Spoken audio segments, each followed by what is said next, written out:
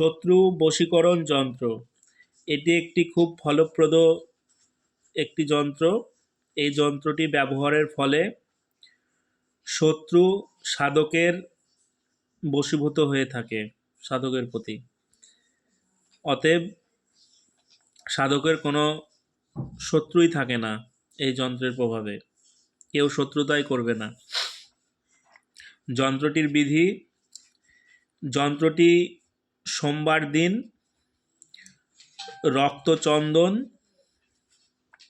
দিয়ে ভূজ্য পত্রের উপরে অঙ্কন করবেন। যন্ত্রটি অঙ্কন করার পরে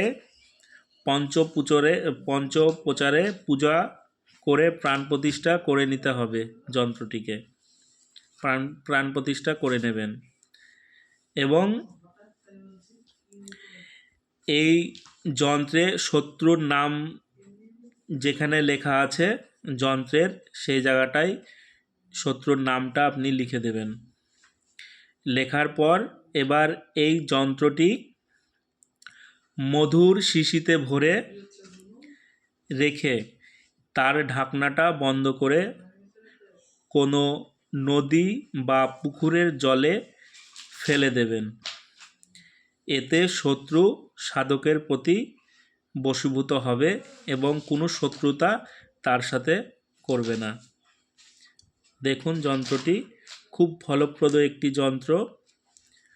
আপনারা করে দেখুন, যাদের শত্রুর দ্বারাই জর্জরিত এবং দেওয়ালে পিঠ ঠেকে গেছে শত্রুর জন্য, দেখবেন এই যন্ত্রের প্রভাবে শত্রু আপনার কোনো ক্ষতি করতে পারবে না এবং আপনার প্রতি বশীভূত হয়ে থাকবে। খুব ফলপ্রদ একটি যন্ত্র, আপনারা ব্যবহার করে দেখুন। সবাই ভালো থাকবেন, সুস্থ থাকবেন। জয় মা তারা, জয় গুরু বামদেব।